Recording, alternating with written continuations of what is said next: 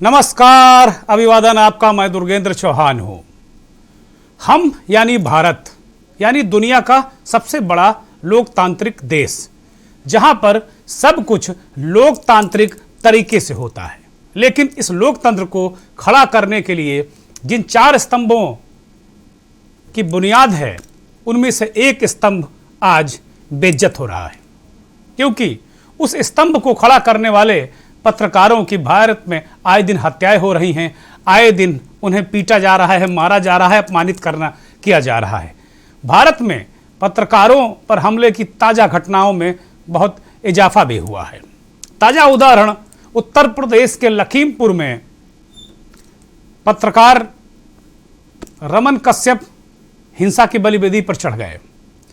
4 किसानों के साथ गृह राज्य मंत्री के बेअंदाज बेटे ने कथित तौर पर इस पत्रकार को कुचल दिया। लेकिन उत्तर प्रदेश में इस घटना को गृह राज्य मंत्री टेनी के तेवर तब भी पत्रकारों के लिए टेढ़े मेढ़े थे और अब भी हैं। मंथन में आज बात होगी चौथे स्तंभ के अधिकारों के हनन पर, और यही सवाल हम उठाएंगे कि कलम आखिर क्यों चुभती है। जी, आपके बेटे पर जो धाराएं लग गई उस पर क्या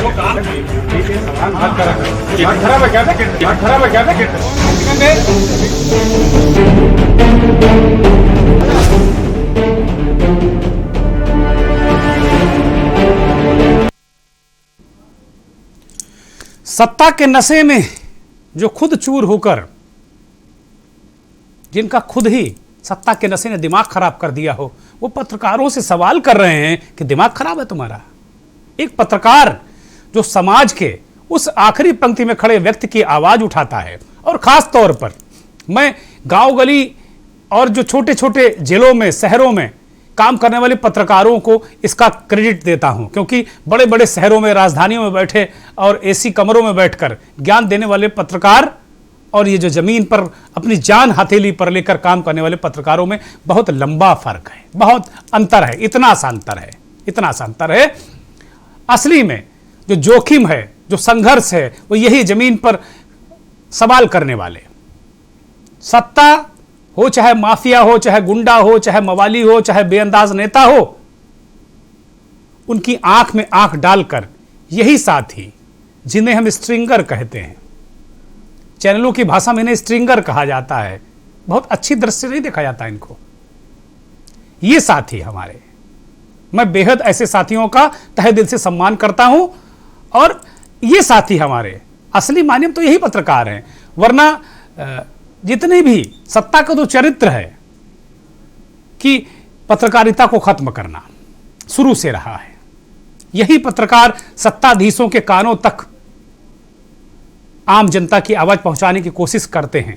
आखिर में उनकी कलम को कुचलने की कोशिश की जाती है, उनकी आवाज को दबाने की कोशिश की जाती है, उनकी मुखर आवाज का गला घोटने की कोशिश की जाती है। क्यों? क्या पत्रकारों को अधिकार नहीं है सवाल पूछने का? नहीं जी, सिर्फ पत्रकारों को ही अधिकार है सवाल पूछने का। फिर ये लोग क्यों कहते हैं कि ये पीत पत्रकारिता आप कर रहे हैं, या मीडिया में सिर्फ पीत पत्रकारिता रह गई है? पीत पत्रकारिता कौन कहते हैं? आजकल एक शगल हो गया है, एक ट्रेडिशन हो गया है कि अगर आप जिसके मन की बात ना करें, आप पीत पत्रकार हो गए। आप सत्ता से सवाल पूछे तो विपक्ष के आदमी हो गए, विपक्ष से सवाल पूछे तो कहेंगे सत्ता के साथ हो। अजब सी स्थिति है। एक बहुत गांव में बुरी कहावत है कि घर के ना घाट के। इसके आगे पीछे के शब्द डिफर्मेटरी हैं, इसलिए नहीं कहूंगा। लेकिन हमारे फोर फादर, जिनका डीएनए हमारे जैसे, और जो जमीन पर लड़ते हैं गांव गली मोहल्ले जिले कस्बे के पत्रकार, उनके अंदर भी मुझे लगता है हमसे ज्यादा उनके अंदर है। वो आज भी आंख में आंख डालकर सवाल पूछते हैं। हमारे पुरोधा, पत्रकारिता के पुरोधा पितामह अमर शहीद गणेश शंकर विद्यार्थी जी को हमने जितना पढ़ा है, हमने उनको देखा नहीं, हमने उनको करीब से जाना नहीं, लेकिन उनको पढ़ा है, क्योंकि उनकी जो उन्होंने लिखा वो हम पत्रकारों के लिए वेद पुराण है। वही गीता और बाइबिल है जो विद्यार्थी जी लिख गए हैं, और उसी पर हम यकीन करते हैं, विश्वास करते हैं। और विद्यार्थी जी ने क्या लिखा है कि जो सत्ता के विरुद्ध है, जो सत्ता की आंख में आंख डालकर सवाल पूछता है, वो पत्रकार है, और जो सत्ता के विरुद्ध जो है वही पत्रकारिता है, बाकी सब विज्ञापन। एक बार फिर बता दूं, विद्यार्थी जी लिख गए हैं कि जो सत्ता की आंख में आंख डालकर सवाल पूछता है वो पत्रकार है, और जो कुछ सत्ता के विरुद्ध है वही पत्रकारिता है, बाकी सब विज्ञापन है। तो जब हमारे पुरोधा ये लिख गए हैं तो भाई हम सवाल तो पूछेंगे, आवाज तो हम उठाएंगे, और जब आवाज उठाएंगे तो धमकी मिलेगी, गालियां मिलेंगी, अबे तेबे से बात करेंगे नेता, हमारी आवाज दबाने की कोशिश की जाएगी।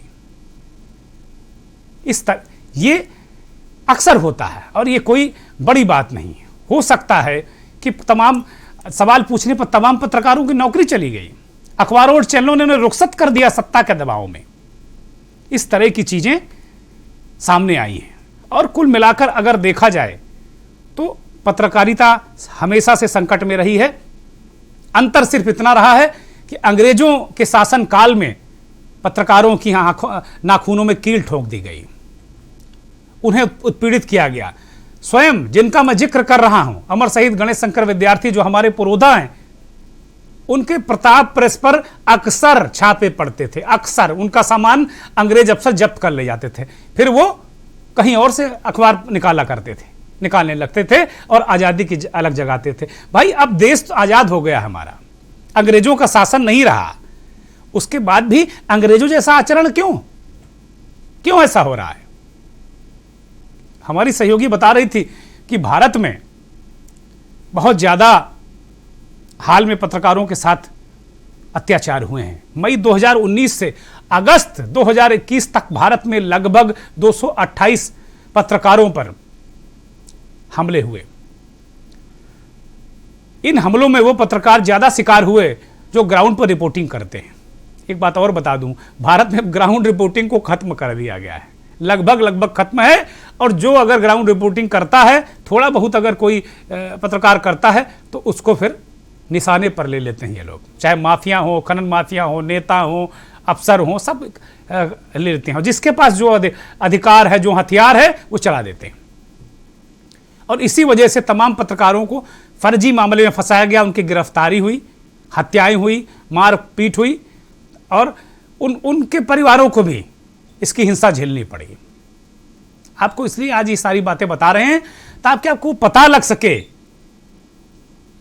कि हमें चौथे स्तंभ का कोई संवैधानिक अधिकार नहीं है।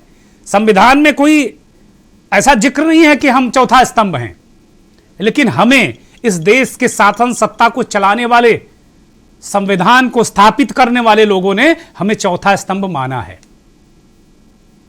लेकिन अफसोस इस बात का है कि हमारी जो जान की कीमत है वो नहीं है, हमारे पास कोई सुरक्षा नहीं है, और एक स्टोरी, एक खबर करने के लिए हमें कितनी मशक्कत करनी पड़ती, कितना जोखिम उठाना पड़ता है। ये दर्द है उन लोगों का जो मैं आज यहां बैठकर बयां कर रहा हूं। कभी हम उस तरफ थे और यहां हमारी जगह बैठे लोग सवाल पूछा करते थे। हम स्वयं उसी दर्द से होकर आज यहां तक पहुंचे हैं। हम जानते हैं कि जो जमीन पर काम करने वाला पत्रकार है, उसका सम्मान सबसे बड़ी चीज होता है, वो सम्मान के लिए काम करता है। इतनी सारी बातें आपको हमने एक ऐसी घटना के मुतालिक बताई। उत्तर प्रदेश में लखीमपुर कांड, पूरे देश में 3 अक्टूबर को यह कांड हुआ। कथित तौर पर यह तब कहा गया कि गृह राज्य मंत्री अजय मिश्रा टेनी, जो लखीमपुर से सांसद भी हैं, उनके बेटे अजय मिश्रा मोनू और उसके दोस्तों ने प्रदर्शन करके लौट रहे शांतिप्रिय किसानों पर अपनी थार जीप चढ़ा दी। ये तब तक ये कथित मामला था, कथित तौर पर हम इस बात को कहते थे, यह आरोप है, यह आरोपों के घेरे में है। लेकिन इस पर तब भी, इस पूरी घटनाक्रम के पहले अजय मिश्रा टेनी का एक बयान आया था, इस घटना से कुछ ही दिन पहले, और खूब वायरल हुआ था। वो किसानों के बीच गए थे और उन्होंने कहा था कि मैं किसानों को 2 मिनट में ठीक कर सकता हूं, 2 मिनट में। वो लखीमपुर ही नहीं, 2-4 जिले छोड़कर चले जाएंगे। उन्होंने अपनी पहचान बताई थी कि मैं सांसद विधायक मंत्री ही नहीं हूं, मैं कुछ और भी हूं। लोग मुझे जानते हैं कि मैं क्या हूं। वो बताना चाहते थे कि मैं गुंडा हूं, मैं दबंग हूं, मैं रॉबिन हुड की छवि वाला नेता हूं, मैं कुछ भी कर सकता हूं और कर दिखाया। उनकी इन बातों पे एफआईआर हो जानी चाहिए थी, मंत्री पर भी, कि आम जन को धमकाने, माहौल खराब करने, इतनी की एफआईआर जरूर बनती है। लेकिन चूंकि केंद्र में भी भाजपा की सरकार, उत्तर प्रदेश भी भाजपा की सरकार, तो जाहिर सी बात है कि कौन संज्ञान लेने जा रहा है। लेकिन सबसे बड़ी बात देखने को यह मिली कि इस पूरे घटनाक्रम में कल एक नया मोड़ आया, जो इस पूरे मामले की जांच कर रही एसआईटी ने मंत्री के बेटे समेत सभी 13 अभियुक्तों को पर से वो सारी धाराएं जो पुरानी लगी थी उनको रिप्लेस करके नई धाराएं लगा दी और ये तथ्य उजागर किया कि ये घटना कोई दुर्घटना नहीं थी, ये कोई अचानक कोई रिएक्शन का प्रतिफल नहीं था, बल्कि सोची समझी साजिश और षड्यंत्र था जो मंत्री के बेटे और उसके दोस्तों ने किया। ये बात एसआईटी की प्रारंभिक जांच में निकल कर आई। शायद ये बात एसआईटी जब चार्जशीट लगाएगी तो जाहिर सी बात है कि इस रिपोर्ट, ये जो अपनी प्रारंभिक जांच है, उसको कोई भी खारिज नहीं कर पाएगा। जब से ये रिपोर्ट आई है तब से खलबली मची है, सत्ता के गलियारों में, राजनीति के गलियारों में, और उत्तर प्रदेश जहां ये जो चुनावी राज्य है वहां खलबली मची है। और ये कहा गया कि कल दोपहर जब काशी में प्रधानमंत्री उत्तर प्रदेश समेत 12 राज्यों के मुख्यमंत्रियों से गवर्नेंस पर बातचीत कर रहे थे, हिसाब किताब ले रहे थे, उसके बाद ही एसआईटी की ये रिपोर्ट पब्लिक डोमेन में आई, यानी आम हुई, हमारे आप तक पहुंची। इसके बाद मंत्री अजय मिश्र टेनी लखीमपुर में ही थे, वो सीधे बेटे से जेल मिलने गए। स्वाभाविक है, ऐसा हुआ होगा कि वो बेटे को ढांढस बताने गए होंगे, कुछ कोई बात नहीं, चिंता ना करो, अभी हम जमे हुए हैं पद पर, कोई दिक्कत नहीं। क्योंकि ये खबर उनके बेटे मोनू तक जरूर जेल में पहुंची होगी कि अब बचोगे नहीं बच्चा, अब मामला टेढ़ा हो गया थोड़ा। उसके बाद से लगातार पत्रकार इस पर उनका रिएक्शन लेने कल भी गए थे। जहां तक मेरे सहयोगी आमिर रजा ने बताया कि वहां भी पत्रकारों को कल भी उनके दफ्तर से खदेड़ दिया गया था, जो उनका संसदीय कार्यालय है लखीमपुर खीरी में। और आज तो हद ही हो गई, सारी हदें पार कर दी उन्होंने। आज वो एक ऑक्सीजन प्लांट का उद्घाटन करने पहुंचे थे, और उद्घाटन के बाद की ये तस्वीरें आप जो देख रहे हैं, जब तक ऑक्सीजन के बारे में मंत्री जी से सवाल होते रहे, बहुत ऑक्सीजन के बारे में अपनी बहबूदी वो करते रहे कि मैंने ये कर दिया, मैंने वो कर दिया, तमाम बातें बताते रहे। और जैसे ही उनके बेटे पर नई धाराएं लगाने की बात लखीमपुर के बहादुर मैं कहूंगा, और मैं उन्हें सैल्यूट करूंगा, जिन पत्रकारों ने आंख में आंख डालकर मंत्री से सवाल पूछा, मैं के न्यूज के मंच से उन्हें सैल्यूट करता हूं। ऐसे पत्रकार, ऐसे ही पत्रकारों के दम पर पत्रकारिता जीवित है और जिंदा है। भाई नवीन अवस्थी, गोपाल गिरी, नंद कुमार मिश्र और आमिर रजा बधाई के पात्र हैं। जिस तरीके से इन लोगों ने आंख में आंख डालकर सवाल पूछा, उसके बाद मंत्री आपा खो गए। गाली गलौज, मारने के लिए झपटे, गला पकड़ने की कोशिश की, या पकड़ ही लिया, कोशिश क्या, पकड़ लिया। ये आचरण किसी केंद्रीय मंत्री का नहीं, एक लफंगे, एक गुंडे जैसा आचरण किया था। देखिए आप जरा से। आपके बेटे पर जो और धाराएं लग गई हैं उस पर क्या काम है, उस काम के बारे में बात करो कि धाराओं के बारे में। नहीं, जो एसआईटी नहीं जानती। ऐसा है, बेवकूफी के सवाल मत करा करो। दिमाग खराब है क्या है? ऐसा है, बेवकूफी के सवाल मत करा करो। दिमाग खराब है क्या है? पूछो, आप पूछो ना। ऐसे यही हमारे मीडिया वाले हैं ना, यही साले चोरों ने एक निर्दोष आदमी के लिए बनाया। शर्म नहीं आ तरीके से वो कह रहे हैं कि भाई खुफी के सवाल मत करो, झपटे मारने, झपटे गरियाया। और जो उनके चेले चमचे चिंटू है ना, वो भी ज्ञान दे रहे हैं कि भाई ऐसा है कि विषय पर सवाल पूछो।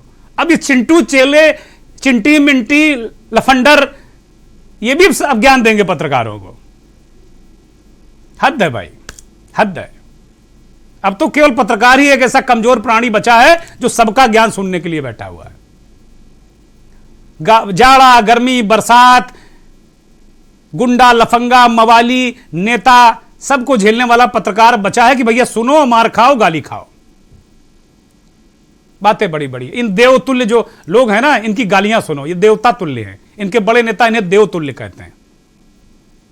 सुनिए भाई, देवताओं की गालियां सुनना धन्य हो गए हम लोग, सुन सुन के गालियां। कांग्रेस के नेता इस मसले को लेकर सुबह से उत्तर प्रदेश के विधानसभा में और देश की सबसे बड़ी पंचायत में हंगामा मचा रहा।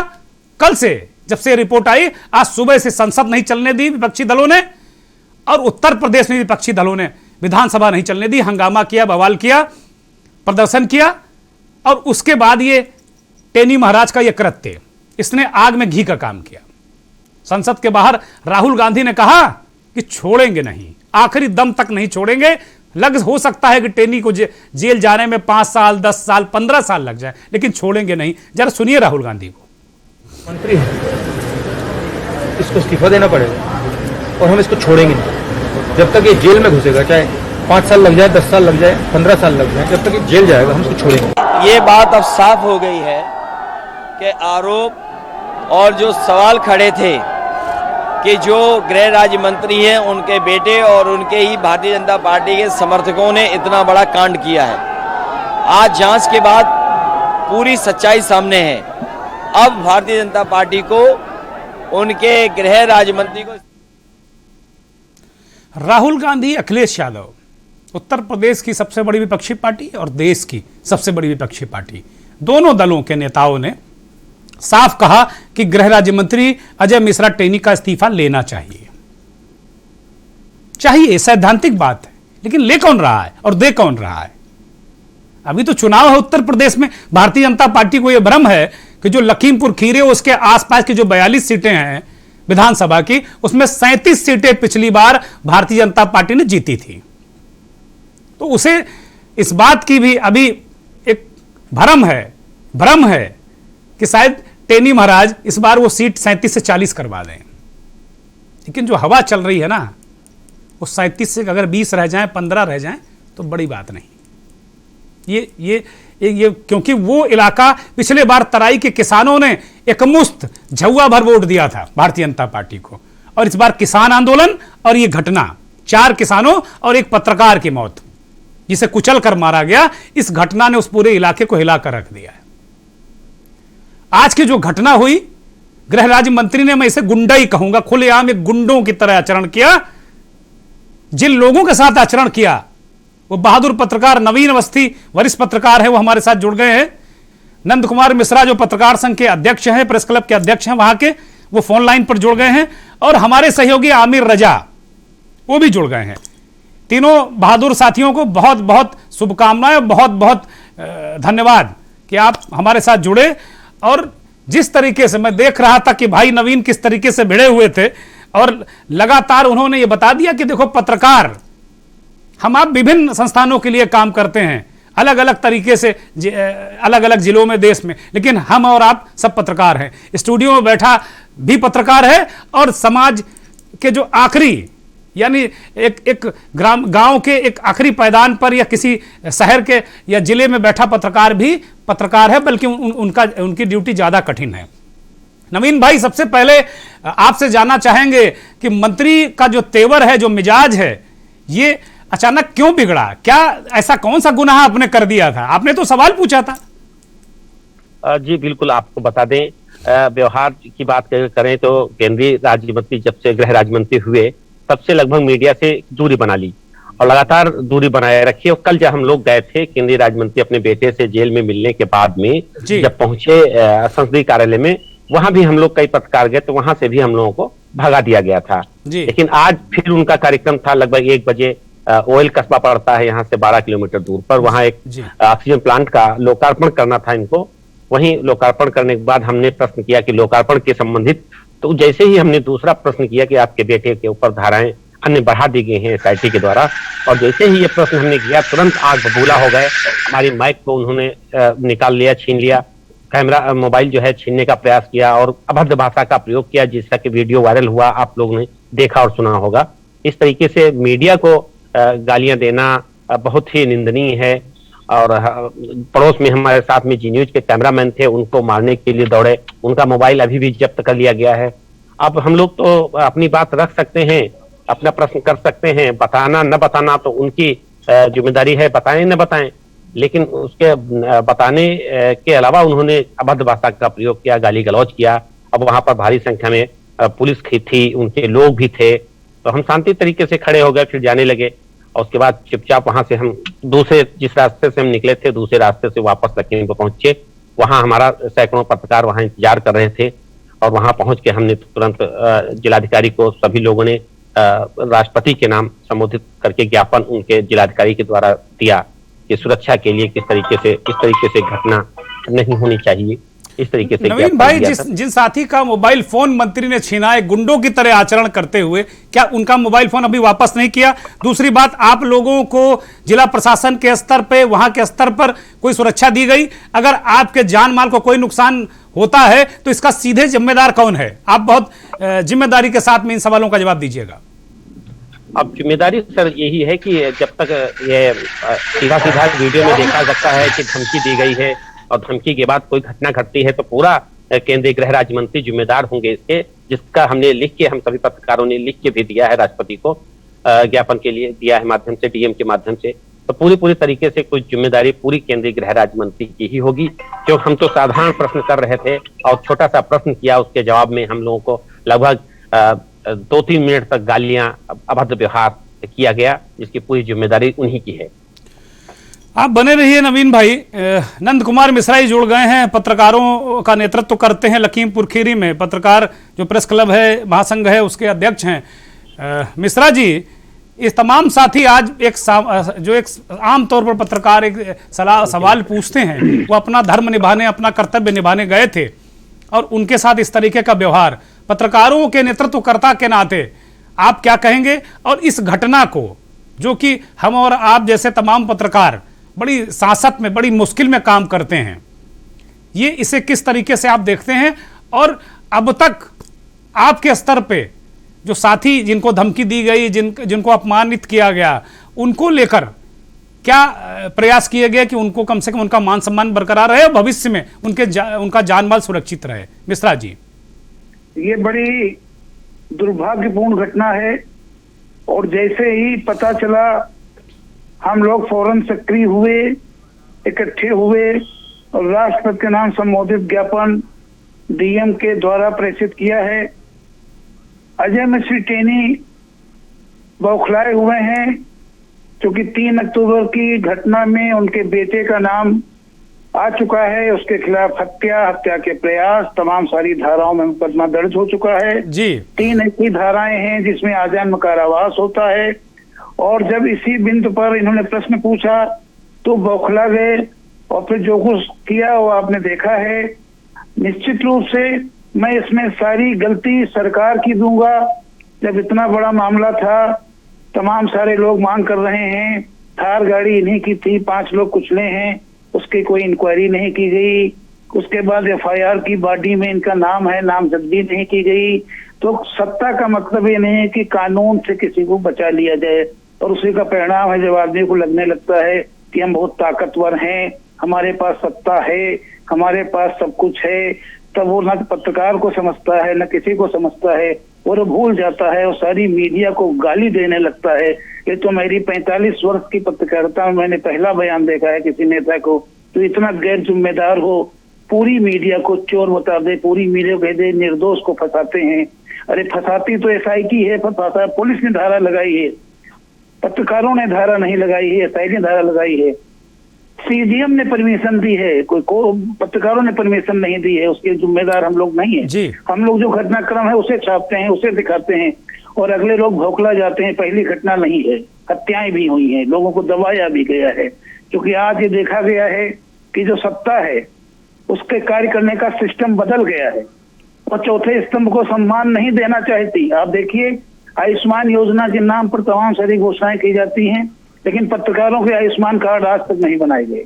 पत्रकार बीमार होगा, उसके इलाज की एक नए पैसे की व्यवस्था सरकार ने आज तक नहीं की। तो तमाम सारी बातें होती हैं और हम भी उसके जिम्मेदार हैं कि हम उसके प्रति एक होकर खड़े नहीं होते हैं। और जब कोई मुसीबत आती है तो हमें लगता है अरे हम तो बहुत खतरे में हैं, हमारी सुरक्षा खतरे में है, हमारा स्वास्थ्य खतरे में है।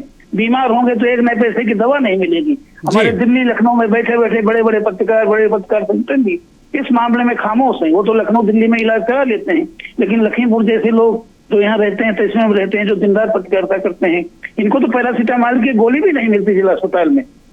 ठीक बात है, पैरासीटामोल की गोली नहीं मिलती है, लेकिन अजय मिश्रा जैसे लोगों की धमकियां मिलती हैं और तमाम लोगों की गोलियां भी मिलती हैं जिनमें उन्हें प्राण गंवाने पड़ते हैं। मिश्रा जी, आप बहुत अत्यंत वरिष्ठ पत्रकार हैं, एक लंबा अनुभव, आपने तमाम राजनेताओं को देखा है, लेकिन आप खुद ही बता रहे हैं कि किस तरीके से ये जो अजय मिश्रा टेनी हैं, इनको तो आपने बहुत शुरुआती दिनों से देखा होगा। तमाम आपराधिक मामले भी रहे हैं, 2000 में एक हत्या का मुकदमा भी लिखा गया था, ये हिस्ट्री सीटर भी हुए थे, लेकिन बाद में सारे मुकदमे, सारी चीजें हट गई।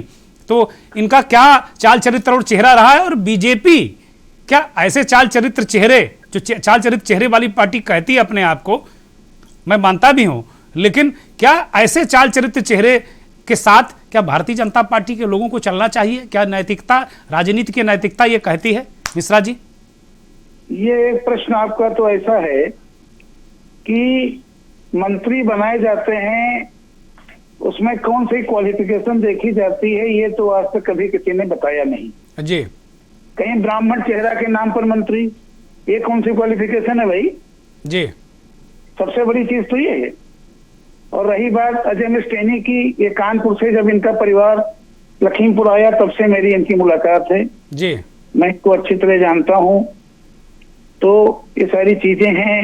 लेकिन इस बारे में चाल चरित्र चेहरा तो जनता बताए, बहुमत जनता देती है, वोट जनता देती है कि नहीं? ठीक बात। तो इसमें बहुत ज्यादा विस्तृत नहीं जाऊंगा, लेकिन इतना जरूर है कि मीडिया के मान सम्मान के लिए न सरकारें कर रही हैं, न पत्रकार संगठन कर रहे हैं, न पत्रकार समुदाय को ही इसकी चिंता है। मिश्रा जी, बहुत संक्षिप्त में उत्तर प्रदेश की सरकार या केंद्र की सरकार से आप इस घटनाक्रम को लेकर क्या मांग करेंगे? पत्रकारों की सुरक्षा के लिए क्या कहेंगे?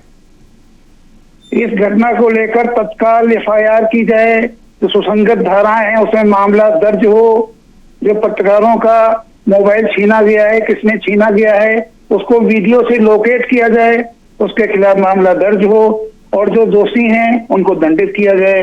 अजय मिस्टेनी के लड़के जो कि उसमें इन्वॉल्व हैं और उनका भी नाम आ रहा है, तो सब लोग मांग कर रहे हैं, तो देखा जाए, सरकार देखे, भारत सरकार देखे, उसमें निर्णय ले। बहुत बहुत शुक्रिया, बहुत बहुत शुक्रिया आपका, बहुत शुक्रिया मिश्रा जी, नंद कुमार मिश्रा जी, बहुत वरिष्ठ पत्रकार लखीमपुर के और वहाँ प्रेस क्लब के अध्यक्ष। किस तरीके से वो बता रहे हैं, लंबा अनुभव वो बता रहे थे, किस तरह वो टेनी का परिवार कानपुर से आया और यहाँ एक तरीके से वर्चस्व किया। ठीक है, कहीं से कोई जाता है, वर्चस्व कायम करता है, लेकिन ये कोई तरीका नहीं है। हमारे सहयोगी आमिर रजा भी जुड़े हुए हैं। आमिर रजा, इतनी बड़ी घटना हो गई, स्थानीय स्तर पर कोई प्रतिक्रिया देखने को मिली, कहीं कोई व्यक्ति, कोई शासन सत्ता, सरकार, प्रशासन, किसी व्यक्ति ने पत्रकारों की का हालचाल लिया, कोई मिजाज पुरसी की पत्रकारों की?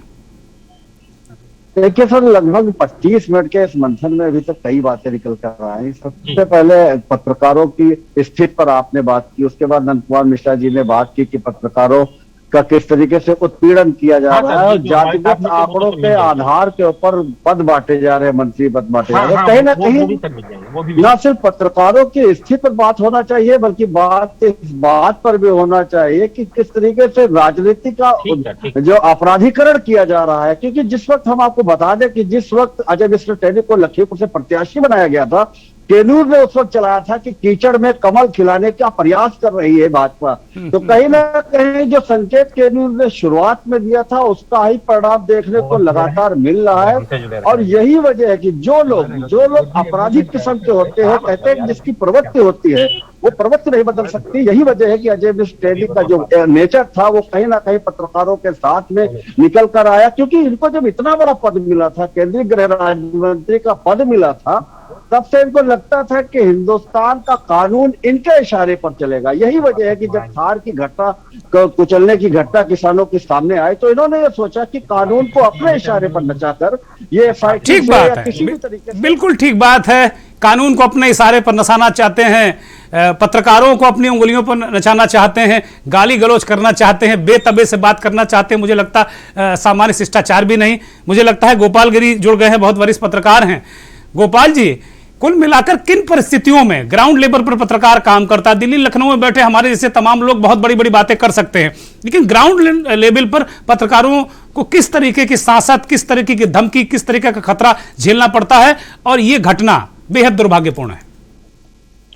देखिए, आपको बता दें कि जिस तरीके की धमकियां और घटना झेलनी पड़ती हैं, इसके लिए आज जो वीडियो वायरल हुआ है गृह राज्य मंत्री जी का, वही बताने के लिए काफी है। रूट का जो पत्रकार है, ग्राउंड का जो पत्रकार है, जिसको स्ट्रिंगर्स कहा जाता है, हम लोग जनपद के जो सूचनाएं यहाँ से प्रेषित करते हैं।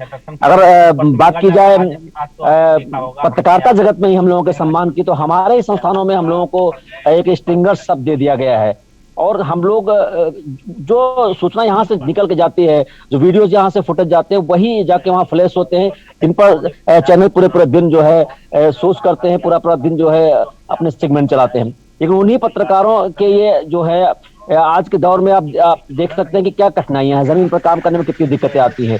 बिना सोर्सेस के, बिना जो है संसाधनों के हम लोग काम करते हैं। खुद के स्क्रिप्ट राइटर होते हैं, खुद के कैमरामैन हैं, खुद ही के जो है एडिटर हैं, और उसके बावजूद भी फील्ड से जो दिक्कतें झेलनी पड़ती हैं। लेकिन स्थिति वहां पर बहुत ही कॉम्प्लिकेटेड हो जाती है, जहां पर उन लोगों से जब ऐसी तस्वीरें सामने आती हैं जिनसे ये उम्मीद आपने नहीं की होती है। एक सभ्य समाज के बड़े चेहरे जिन पर उत्तरदायित्व है लोगों के सामने प्रतिनिधित्व करने का, और वो लोग जब हम लोगों के सामने इस तरीके का जो है एक चेहरा लेकर आते हैं, तो कहीं ना कहीं से बड़ी ग्लानि भी होती है। और कभी कभी लगता है कि जो प्रेस की आजादी की बात करते हैं हम लोग, जो संविधान में स्वतंत्रता अभिव्यक्ति की जो है अधिकार दिया गया है, जिसके तहत पूरी पत्रकारिता चल रही है, क्योंकि लीगल तरीके से तो कहीं कहीं हमको नहीं लगता है प्रेस की मान्यता की बात की जाती है। एक स्वतंत्रता के अभिव्यक्ति के तहत ही हम लोग काम कर रहे हैं, और उस पर भी इस तरीके के प्रहार हो रहे हैं। तो कैसे काम ठीक बात है, बिल्कुल ठीक बात है कि लगातार किस तरीके से दिक्कत है। गोपाल गिरी बहुत वरिष्ठ पत्रकार हैं, उन्होंने इस बात को बताया। गोपाल जी, मैं आश्वस्त करना चाहता हूं कि के न्यूज शायद एक ऐसा चैनल होगा जो अपने सहयोगियों को स्ट्रिंगर नहीं कहता। हम अपने सहयोगियों को जैसे हम हैं ना, हम उनको लिखा पढ़ी में स्ट्रिंगर मानते हैं, और ना हम कभी उनको इस शब्द से बुलाते हैं, ना प्रयोग करते हैं। हम उन्हें अपना ही साथी मानते हैं, रिपोर्टर मानते हैं, और अपने जैसा ही मानते हैं। ठीक है, हर आदमी की अपनी होगी। बहुत बहुत शुक्रिया आपका गोपाल गिरी जी, और हमारे सहयोगी आमिर रजा का भी धन्यवाद कि आमिर रजा ने किस तरीके से चीज़ों को रखा और बताया। तो और नवीन जो बहुत वरिष्ठ पत्रकार हैं, नवीन जी का भी बहुत बहुत शुक्रिया, और नंद कुमार मिश्रा जी को भी बहुत अभिवादन, बहुत धन्यवाद कि उन्होंने समय दिया। तो ये सब सारे साथियों ने हमारे किस तरीके से बताया कि किन परिस्थितियों में काम करते हैं, और अजय मिश्रा टेनी जैसे राजनेता गुंडों जैसा आचरण करते हैं। मुझे केंद्र की सरकार, भारतीय जनता पार्टी के शीर्ष नेतृत्व से पूरी उम्मीद है कि इस तरीके के नेताओं को, इस तरीके के मंत्रियों को वो अपने सरकार से चलता करेंगे, वरना ये उत्तर प्रदेश से कहीं बीजेपी को न चलता करा दे इस तरह के लोग।